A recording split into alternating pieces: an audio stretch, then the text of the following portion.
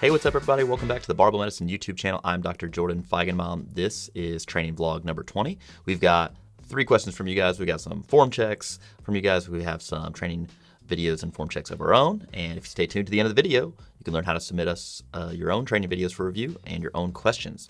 Without further ado, let's get into it. So this first question is from Stephen Campbell. He says, I'm a male, 26 years old, 6 foot, 255 pounds with a 45-inch waist. For the past 4 months, I have been actively losing weight at a rate of roughly 1 pound per week by managing my macros and calorie intake. I barbell train and do conditioning work in the form of low-intensity steady-state conditioning and high-intensity interval training via hill sprints. With no underlying medical problems to consider, would this be the typical management for someone like myself, or is this not optimal, i.e. is it over or under aggressive? I sleep well and have never noticed performance issues when training on my current macro or calorie intake. At this time, my main motivation to train is simply to gain as much strength as I can while I work towards obtaining a healthy weight and waist size from a morbidity mortality point of view. Using estimated 1RMs as a metric, I have made consistent strength improvement since I began barbell training approximately 1 year ago. I do not compete, nor do I practice any other sport. Thank you for building Barbell Medicine and for sharing your knowledge and passion with the world. The fitness industry needs more input from science-driven people like yourself and your team. Well, that's a really nice email. Hey, thanks. So just first off, congratulations on making a lifestyle change and for getting after it. Seems like you've really been doing well with both the consistency and identifying your own motivations and staying adherent to the diet to produce weight loss. Now, I don't know, how much weight you've actually lost and how much your waist has gone down, but I think the main questions here are how fast should weight loss be, i.e. is there an optimal rate of weight loss, and then what sort of things really tend to influence compliance or adherence, because that's going to be the main thing here. And I think we'll jump into the first one. So how fast should weight loss be? And we go look at data on this. There's a handful of fairly well done trials on this, and I'll link some of them below in the description.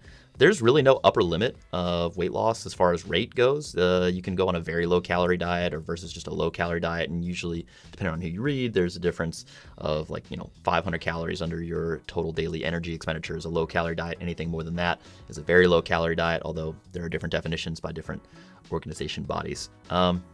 What we see is people who have a very aggressive sort of calorie restriction tend to lose weight more quickly, and that's persistent even up to 12 months of time or 18 months of time based on the evidence. And there's no difference in amount of weight regain or the ability to keep it off. So the old, slow and steady wins the race, that is actually not evidence-based. The evidence suggests that it doesn't really matter how fast that you lose the weight, except that if you are more aggressive with a calorie restriction, you'll lose more weight quickly. From a performance standpoint, there's different sort of considerations that you would make. Although if someone's not actively participating in a sport or their compliance doesn't revolve around them making performance improvements, then you could make a case for a faster rate of weight loss if you suspected that would actually improve their health. So, guy with a 45-inch waist, I'd probably be pretty aggressive on the weight loss. The caveat here is that you straight up told me that your sort of compliance and motivation is wrapped around your ability to improve strength. And I think that's okay. And it's good sort of self insight on what's going on. So I probably wouldn't make you go, encourage you to go any faster unless, somehow the motivation would stay the same.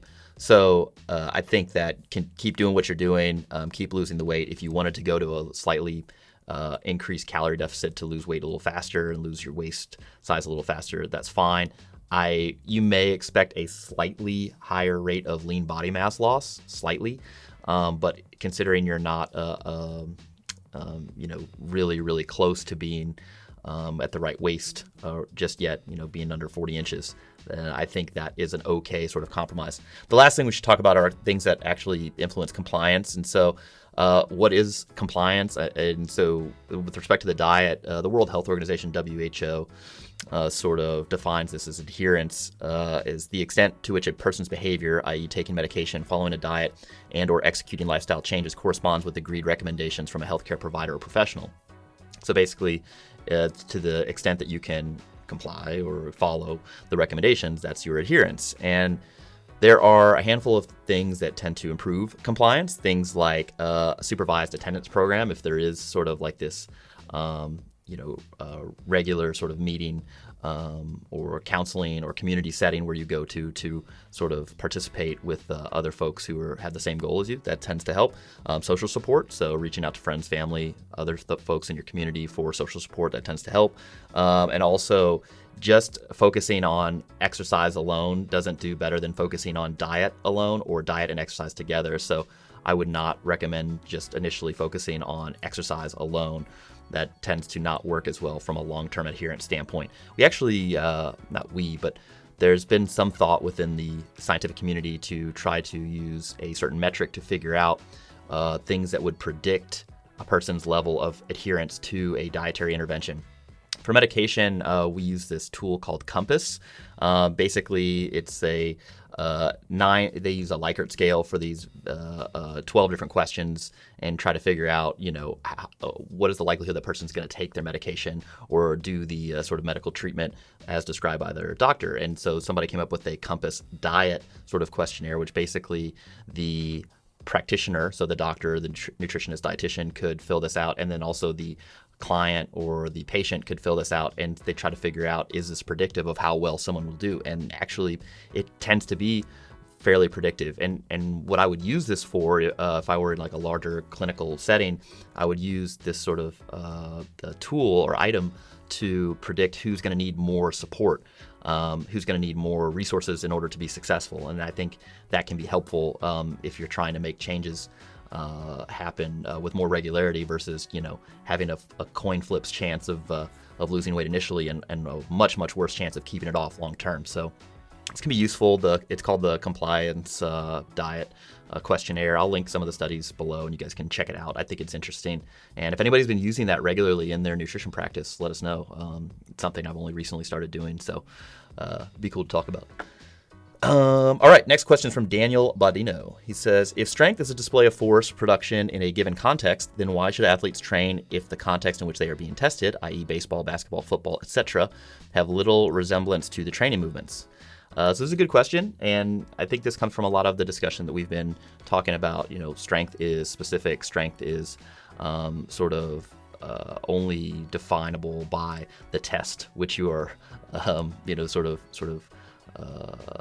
ascertaining how strong someone is. So, for instance, a 1RM squat is a different metric of strength than a leg press, even though they both are testing the leg strength. And so the test is specific and strength is specific as a byproduct. That being said, for sporting applications, the idea is that every sort of movement in sport requires some sort of force production. So if you are able to improve general force production, then that can be applied specifically. So you would try, if you were a coach or if you were involved of getting somebody better at their sport, you would try to increase their force production in a way that was transferable to their specific context, i.e. sporting movements. So what we do in the gym is sort of general improvement in force production. And then as long as they're practicing their sport, practicing their skills, then they can gradually apply that, transfer that improved force production to their specific sport. So it would be unlikely that just getting somebody squat up to 500 without them practicing their sport improves their sporting performance unless their sport doesn't require hardly any skill to do. So you have to do both. The other thing, interesting sort of nuance here, is that for a non-barbell sport athlete, we're trying to generally improve force production, and you would want, I guess, less specificity in the training because you want more general force production improvements, meaning that you don't need to focus on just one type of squat or just one type of deadlift or just one type of bench press or press, throughout a long history or a long sort of training career. You would want to use different exercises, different variations to improve general force production. So you have this wide sort of swath of like general physical ability, the general physical ability to produce force across in many different fashions, and then you could likely have a bigger pool to pull from when applying that to your sport. So that's kind of what I think about that. All right, and our third question is from Alfred Prain Valson. He says, I tried out the bridge after Alan Thrall recommended it to me. It is by far the best program I have ever tried. I gained more strength from 5 weeks of the bridge than 3 months of another program I had tried. I have just one complaint, though. It is the most boring program I've ever tried. I stopped after 5 weeks because I simply lost all interest in training. I love the big 4 movements, but only doing them and variations of them gets boring fast for me. Is there a program I can buy, or can you set one up for me with more diversity movements? Ergo dumbbell work, unilateral work that is also focused on athleticism. I may be asking for a lot here, and of course I know that it will not be free. Thank you for all you're doing. The no BS approach that you guys have to training is so awesome and needed in the fitness community. Hey, thanks, Alfred. So you guys might be wondering, like, why is he reading this question outside of like self-promotion? Well, I think it's cool that the guy gained a bunch of strength in the period of time, but it's ultimately a bummer that, for his intrinsic motivation to train, that he's requiring more and more variation that would likely compromise certain training goals that I think most of our demographic has. So we do use some dumbbell work. We do use some unilateral work like split squats. We don't rely on them heavily for improving strength and hypertrophy outcomes because we think there are better exercises and variations to choose from that are more economical from a training perspective. So it doesn't mean we never use them or we don't program them individually, but it's just not something we rely on heavily because we think there are better options. And so I think that if you were to get a program that was highly, or had a ton of unilateral work or dumbbell work, I don't think it would work as well from a strength perspective if we're considering strength improvement in the squat, bench, deadlift, press, and movements like that, and general force production. You would want to have sort of a variation or variety of these different movements and probably prioritize ones that have the biggest bang for the buck, which I do think requires some sort of focus on the barbell movements versus dumbbell movements. So unilateral work, I don't think there's anything special about them other than you can do unilateral work for a lot of volume with generally less fatigue, and that there's a whole host of reasons for that, but I think that's more involved in hypertrophy than any sort of actual benefit in general, fitness overall. As far as the focus on athleticism, that's something I kind of take issue with because I don't know what that means. I mean, athleticism defined, as possessing the qualities that an athlete has, and then you go, okay, cool. Well, what is that? And I think the guy who created the Dynamax balls, Coach Cowley, he proposed these 10 different components of physical fitness, like endurance, stamina, strength, flexibility, power, speed, coordination, agility, accuracy, balance. CrossFit has adopted them subsequently. I think a good strength and conditioning program develops all 10 of those things. And certainly our programs involve a lot of focus on strength, power, improvement. And then we have GPP work that kind of that's able to bring up somebody's conditioning, stamina, and the repetition effort sets where we're, getting into the 8s, 9s, 10s, etc., or mile reps, then can really be used for, strength, endurance, and stamina. And so I think that we're addressing those things. If you're looking for something with plyos or like agility drills and stuff like that, I don't routinely program those as a strength and conditioning coach. In fact, I don't think that's under my purview unless I'm also like the position coach or the sports coach for that person. So I think most of those drills and skills, if we're actually applying them to a sport, the actual coach of the sport should be responsible for those, and because they're likely, well, we hope, are more sort of informed on what has the best transfer to actual game performance.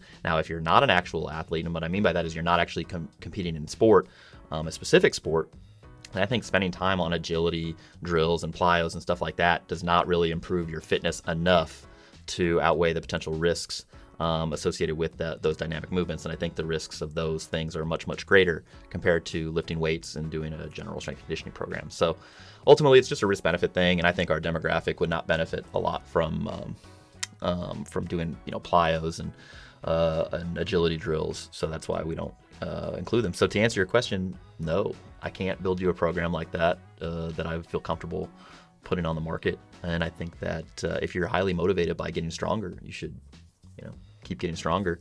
And if you just need more variation to stay compliant, then do it. But I don't think that is something that I would recommend if you're asking me. All right, so we'll get into some video review now. We're going to start here with Dave Balin. This is his third set of 5 at 265. He's 48 years old. All right, check the walkout. A little extra shuffle, but that's okay.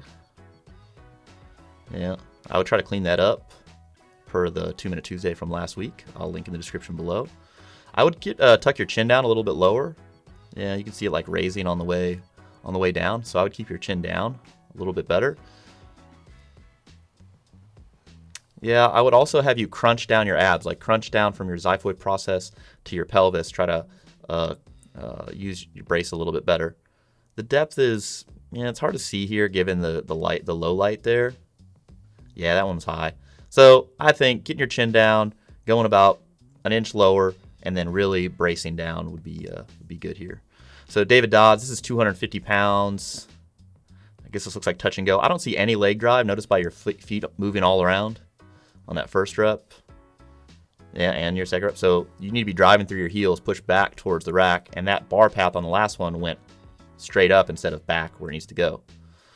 So fix those things. This is Tyler Wright. Apparently this is 405. This is like a 20-pound PR for him. I just wanted to put that in there because 405. Here's an example of how not to film your deadlifts. So I can't see your upper body. There's something in the foreground. You can see the bars forward of the midfoot. Notice that the heels want to come off the ground on the way up, and you can watch the collars. Yeah, it just dips forward, and you're not locking your knees out at the top. So stand up tall at the top. Bring the bar back about a ½ inch in your stance. Ditch the weightlifting shoes. And that one, yeah, and you can definitely see your back's not in extension either. So make sure you stand up tall at the top. Keep your back in extension, and really set it, and then ditch the weightlifting shoes. All right, so what is this? This is 495, 05, 515, 525. Yeah, my walkout sucks. I kept it in here for you guys so you can see that it wasn't very good. Yeah, I have no problems with that. Just my walkout. This is 425. I think, am I doing 4s or 6s here? So that one, I moved my head down on the way down. A little bit there too. I need to keep my head in position better. I like my elbows. I like my depth. I like my knees. Look at my feet now.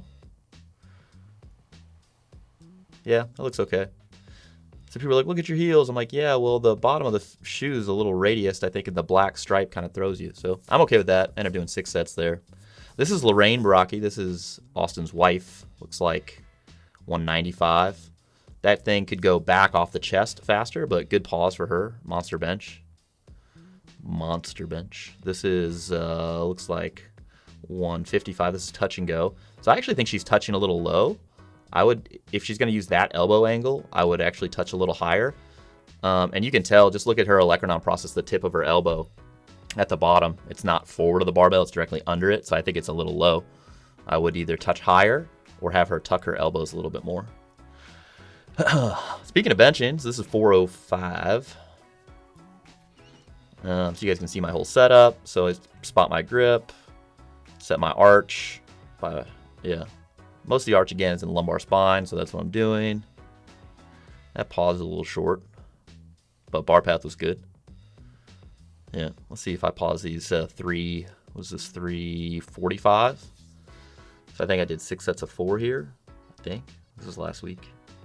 Trying to get ahead of the training vlog so I can get more information out.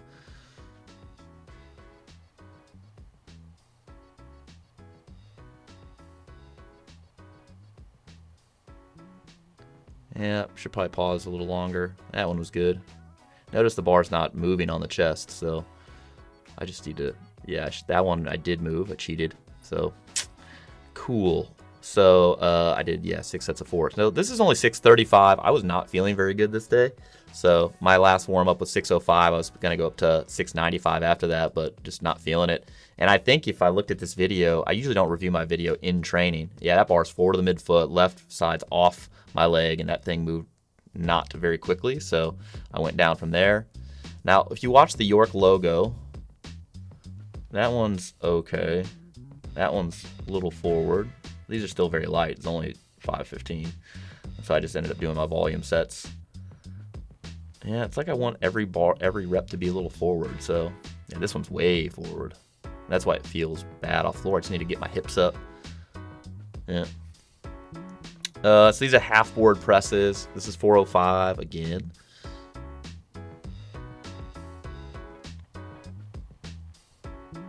Yep, that was my single at 8. I think the bar path was good. And now I'm doing, I must have done 330 on my competition bench, and then this is 340, and then this is 345. Yeah. So I think this is good. Yeah, the bar path is great. I can see that I have the correct amount of elbow tuck, and that was a pretty good old training session minus the deadlift for me. So hopefully the deadlift turns around. So I pulled 685 pretty easily. So I'm expecting to PR my deadlift here pretty soon. So we'll see. Anyway, thanks for tuning in to the Barbell Medicine YouTube channel. Thanks for watching these training vlogs. Let us know what you want to see next and your questions below. Help us out on the algorithm. Now, if you want to submit a question to us or a video, there's a description in the description. And the email is media@barbellmedicine.com. So we'd love to hear from you. We'd love to see a video. And thanks for watching. See you guys next time.